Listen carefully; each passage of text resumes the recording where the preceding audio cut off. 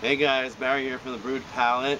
So I'm here in Vermont at the Pinecrest Motel and Cabins. I wish we were staying here one more night. I'll probably include some video and a picture of just the grounds of this area in this video because it's beautiful, and each cabin has a grill and its own picnic table, and it's just really beautiful place to stay when you're visiting breweries in the area in Vermont. So we are staying here specifically though because it was on the Hill Farmstead's website that this was somewhere close that you could stay if you're visiting the brewery. So yesterday, Tuesday, I went to we drove up to Vermont, got a little lost, but we made it, and we did a bunch of touristy stuff like the Vermont Teddy Bear Factory and Ben and Jerry's, but then we stopped at a craft beer store in Waterbury called the Craft Beer Cellar, which is on Elm Street. I'll include all the info on this blog post or in the description of this video. And I bought some really cool beers that I'll show you, and then we went to a bar which is around the corner called Prohibition Pig, which is actually on the site of the former Alchemist Brew Pub, and I also was able to go there and have a few really good beers. I had the Lawson's Finest Liquid Sunshine Double IPA, or Sip of Sunshine Double IPA. It was really good. I had the Founders Dissenter Imperial IPL, which they had in the bottle at the store, but I wanted to save money for Hill Farmstead, so I didn't buy the $12 bottle, but it was really good, definitely worth the money if you can get it.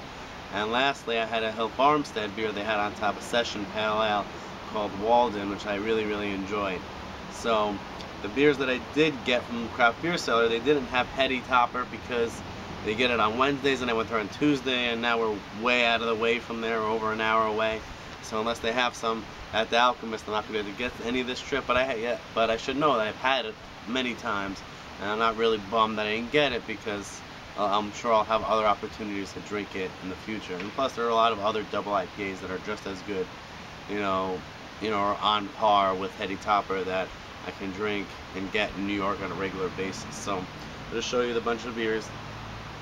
The one not East Coast beer I bought was the Stone 18th Anniversary IPA, the hoppiest golden brown IPA on earth.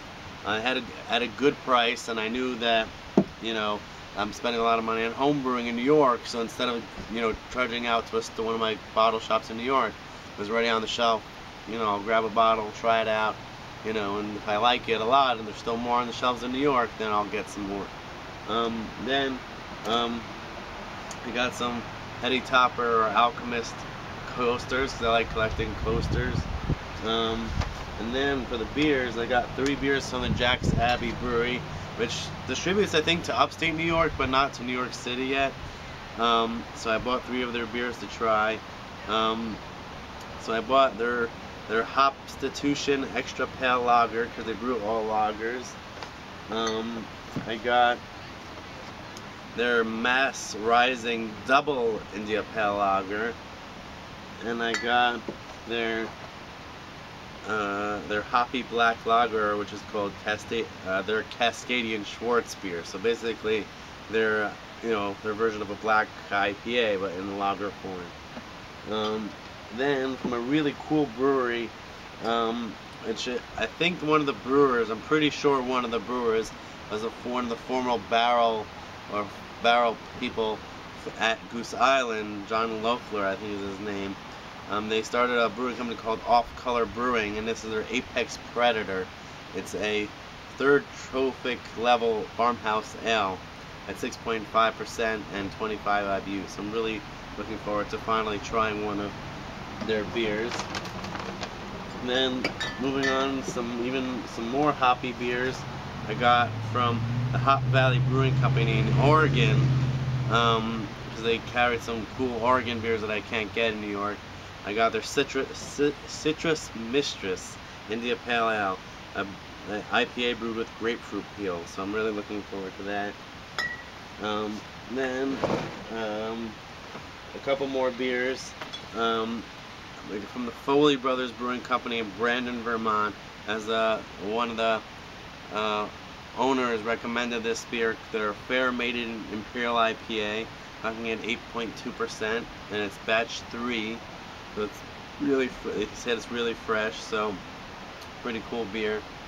And then last but not least, a can, the one and only can that I bought from the Cambridge Brewing Company from Cambridge, Massachusetts. I got their Flower Child IPA in a can.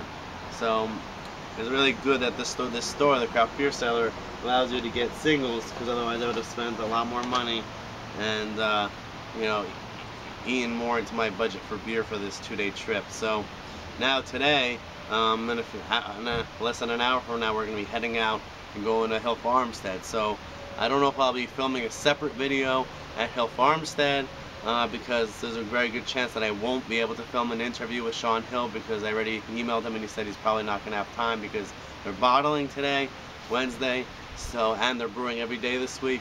So if by chance I get an interview, then I'll probably post a separate video, but otherwise the second half of this video will be just, you know, maybe me reviewing a beer that I try on tap, or just some video of the brewery, or us driving to the brewery, and then all the footage at the brewery, but, you know, some footage of Hill Farmstead Brewery.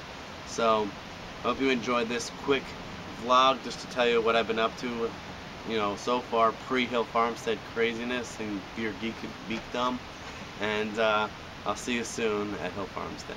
Cheers.